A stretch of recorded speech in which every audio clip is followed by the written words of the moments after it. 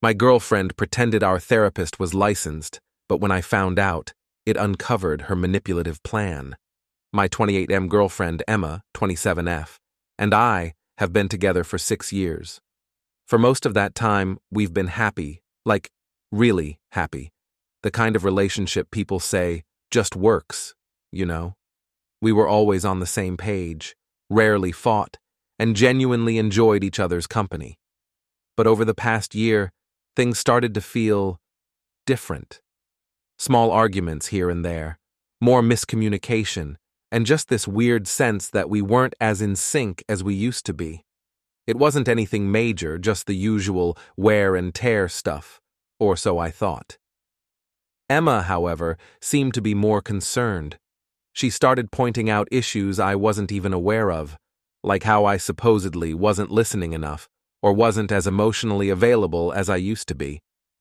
I admit I've been busy with work, but I thought we were doing okay. Still, I didn't want to dismiss her feelings. Then about 6 months ago, she suggested we go to couples therapy.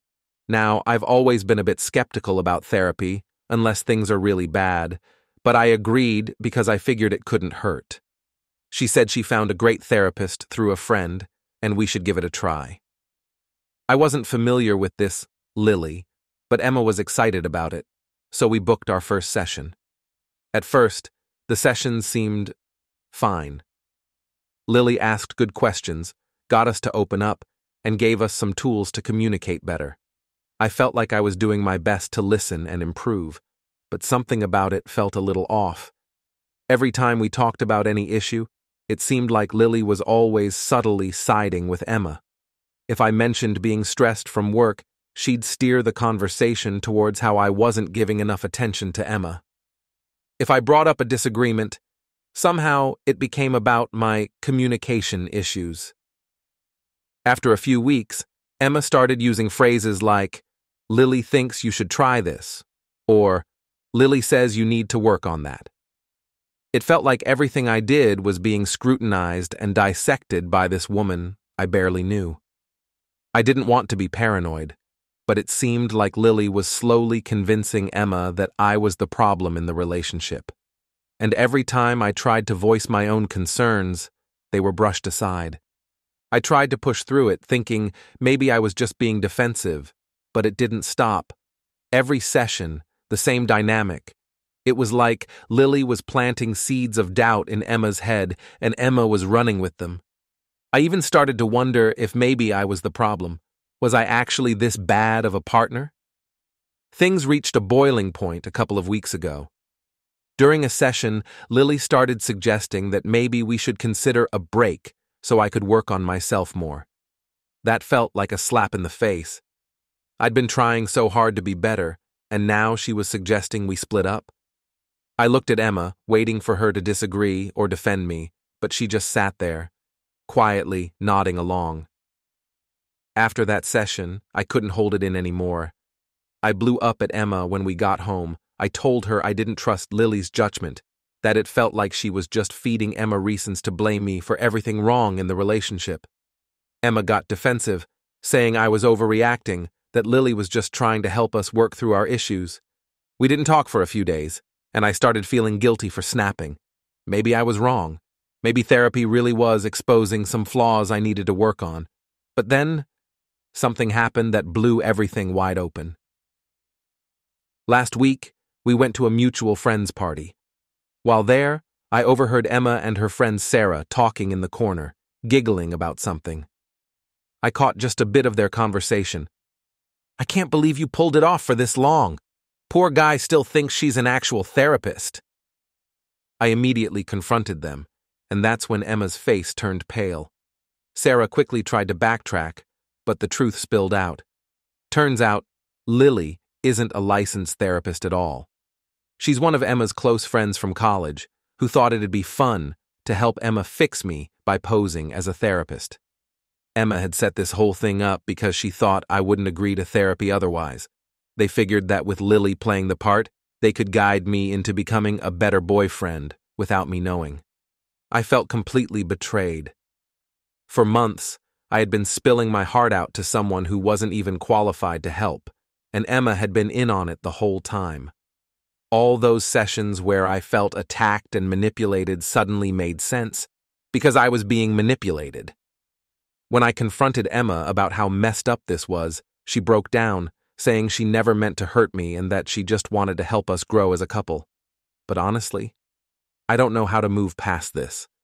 I haven't been able to look at her the same since. Now Emma and her friends are saying I overreacted, that it was just a white lie meant to help our relationship. But I feel like I've been gaslit and lied to for months. So, Ada for blowing up at my girlfriend when I found out our therapist was a total fraud. Update 1. Alright, so it has been a wild couple of weeks since I found out that Lily wasn't a licensed therapist, and I've had a lot of time to reflect on everything that went down. After confronting Emma about the fake therapy, I thought it was best to take some space, so I moved in with my brother for a little while. It felt like the right thing to do because I needed to gather my thoughts and figure out what I wanted. During those days, I went through a roller coaster of emotions. I felt angry, betrayed, and deeply confused. The more I thought about it, the more I realized how manipulated I had been. I couldn't shake the feeling that I had been made to look like the villain in a story where I thought we were both working together for a common goal. Instead, Emma had set me up for failure under the guise of therapy. After a few days of isolation, Emma started reaching out more frequently. She was blowing up my phone with apologies, begging me to talk. At first, I ignored her messages, but after a while I decided that I owed it to myself to at least hear her out.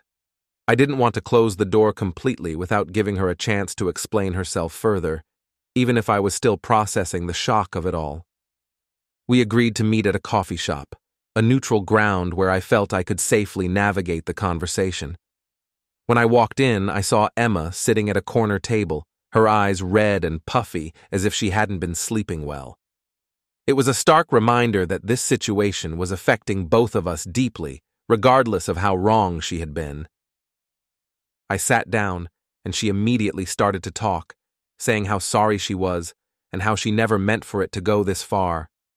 I wanted to hear her out, so I let her speak. She explained that she thought it would be a good idea to bring in Lily because she was struggling with the idea of asking for help in the first place. She believed that if she could convince me to change my behavior in a subtle way, it would help us avoid any potential conflict, which she feared could lead to a breakup. I listened, but every word felt like a thin layer of justification over what had been a betrayal of trust. I couldn't shake the feeling that her idea of helping me was really just a way for her to control the situation. I tried to explain how her actions had made me feel, how I felt like I was being scrutinized and judged by someone who was pretending to be an objective party. Emma nodded, tears streaming down her face, and I could see she was genuinely remorseful. But then the conversation took a turn. Emma revealed that she had started to have doubts about our relationship long before the therapy sessions began.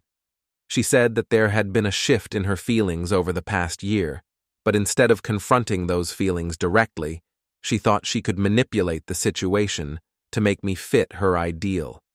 This felt like a gut punch because it meant that all the happy moments we shared might have been tainted by her hidden agenda. I didn't know how to process that. As we talked, I felt a mixture of sadness and anger. I had invested so much of myself into this relationship, and now it felt like a giant facade had been pulled away. We both admitted that we had changed, that the relationship was not the same as it once was, but hearing her say she had been testing me was infuriating. I expressed my frustration at how she had taken the decision out of my hands, turning it into a game of fixing me, instead of allowing us to grow together. Emma was quiet, her gaze fixed on her coffee cup, and I could see she was wrestling with her guilt. Eventually, I told her that I needed time to think and that I wasn't ready to forgive her yet. I could see the hope in her eyes dim, but I had to be honest with myself. I left the coffee shop feeling more confused than ever. The trust that once defined our relationship had been shattered, and I wasn't sure if I could ever put it back together. After a couple of days, I started thinking about my own feelings more deeply. I wondered if maybe we were both just prolonging the inevitable. I didn't want to be in a relationship where I felt like I was under constant scrutiny or where my partner felt the need to manipulate me into changing. But I also didn't want to throw away 6 years of memories without giving it some more thought. I decided to reach out to a close friend for advice, someone who knew both of us and could provide an outside perspective. When we met up, I recounted everything that had happened. My friend listened intently, shaking their head in disbelief at Emma's actions. They emphasized the importance of open communication and trust in a relationship, which really hit home for me. My friend suggested that I lay everything out on the table with Emma one last time to really gauge if she was willing to be transparent about her feelings moving forward. With that advice echoing in my mind, I found myself at a crossroads. Should I confront Emma one more time, or was it time to just cut my losses? Update 2. A few days after my last update, I decided to take my friend's advice and have one final conversation with Emma. I figured if there was any chance of salvaging our relationship, it had to come from a place of honesty and vulnerability. So I reached out and arranged to meet her again, this time at a park, somewhere open and free from the confines of a coffee shop. When I arrived, Emma was already there, sitting on a bench and looking nervous. The atmosphere felt heavy, as if the weight of our past conversations lingered in the air. I took a deep breath and sat down next to her, trying to calm my racing thoughts. I opened the conversation by expressing that I needed to understand her feelings more clearly. I wanted to know if she still believed we could work through our issues together, or if she thought it was time to move on. Emma seemed taken aback by my directness, but I could see the wheels turning in her head as she processed my question. She started by saying that she still loved me, that she had always loved me, but she felt trapped in her own emotions. She admitted that the manipulation had stemmed from her fear of losing me, and I could see how that fear had twisted her intentions. Emma told me that she thought by shaping my behavior through Lily, she could save what we had instead of risking everything by being honest about her doubts. Her words struck a chord with me, but they also stirred up the resentment I felt. I told her that love doesn't mean trying to control someone else, that it was about supporting one another even through the tough times. She nodded, her eyes glistening with tears as she absorbed my words. Then, she dropped another bombshell.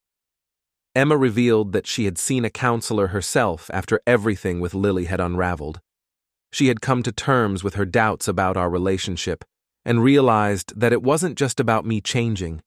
It was about her understanding what she wanted out of life and love. She said she was working on herself, trying to unravel the fears that had led her to deceive me in the first place. I felt a mix of emotions wash over me.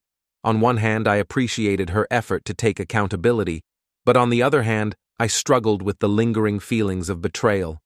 I told her that while I admired her commitment to self-improvement, I was not sure I could wait for her to figure things out, especially after the way she had handled everything. The conversation began to shift as Emma expressed a desire to truly rebuild the trust we once had. She suggested that we take a step back, not to end things completely, but to redefine our relationship as friends while she continued to work on herself. She said she thought it would be healthier for both of us and might even provide clarity for the future. I was taken aback by this idea, and I wasn't sure how I felt about it.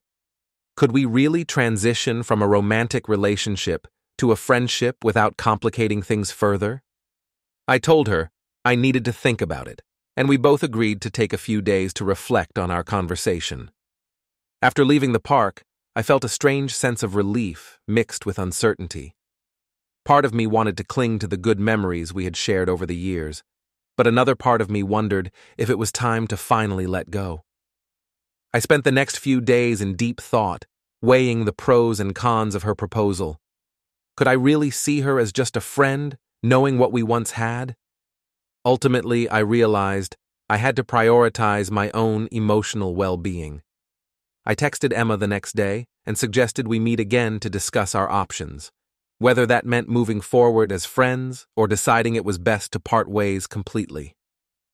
I wanted to ensure we were on the same page about the future, regardless of what form it might take. Update 3.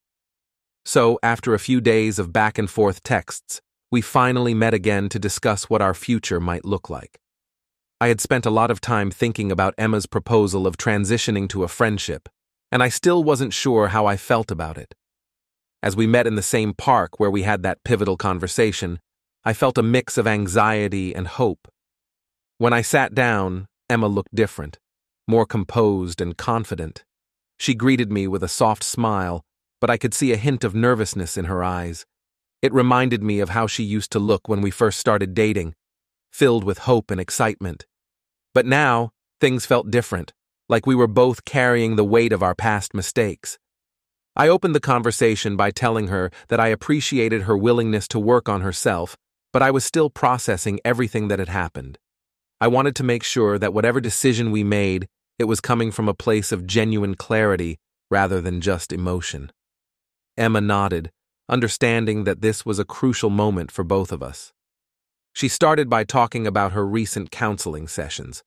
She explained how she had been exploring her fears and anxieties about love, relationships, and her own self-worth. Emma shared some of the things she had learned about herself, how she often sought control because she was afraid of vulnerability and the possibility of rejection. It was a lot for me to take in, but I could see how much she was evolving. Then she laid it all out on the table. Emma said that while she still loved me deeply, she recognized that our relationship had become toxic due to the way she had approached her doubts. She believed it was essential for both of us to take a step back and reevaluate our feelings without the pressure of being in a romantic relationship. I appreciated her honesty, but I still had my reservations. I expressed my concerns about transitioning to friendship, saying that it would be difficult to navigate those feelings without complicating things further. I was worried about what it would look like if one of us started dating someone new, and how that could affect our friendship. Emma acknowledged my concerns, saying that she understood the risks, but still felt it was the best way to heal. After a long discussion, we came to a mutual decision. We agreed to take a break from our romantic relationship, transitioning to friends while Emma continued her journey of self-discovery. I felt a bittersweet relief wash over me as we finalized the decision. It was hard to say goodbye to the relationship we once had, but I knew it was necessary for both of us to grow. In the days that followed, we began to redefine our friendship. It felt strange at first, like trying to fit a square peg into a round hole, but we were both committed to making it work.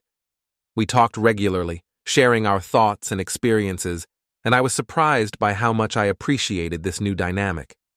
Emma was no longer trying to manipulate me or control the narrative. Instead, she was open, honest, and vulnerable in a way I had never seen before. As weeks turned into months, I noticed changes in both of us. Emma continued to work on herself, attending therapy regularly and engaging in self-reflection. I was proud of her progress and felt a newfound respect for her willingness to confront her fears. At the same time, I started focusing on my own journey, rediscovering passions and interests I had sidelined during our relationship.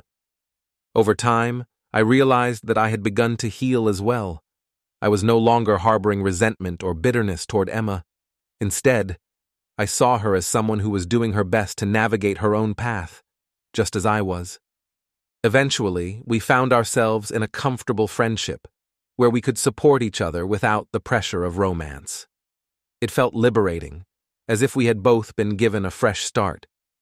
We even began to hang out with friends in group settings, and I found that I genuinely enjoyed her company again, without the baggage of our past weighing heavily on us. As I reflect on this journey, I recognize that relationships can take unexpected turns, and sometimes the best way to move forward is to let go. Emma and I may not have ended up together in the way I once thought we would, but I am grateful for the lessons learned along the way. I still care about Emma deeply, and while we may not be romantically involved, I look forward to seeing where life takes us individually. I've learned that love can manifest in many forms, and sometimes the healthiest relationships are the ones that allow both people to grow apart before they can find their way back together as friends.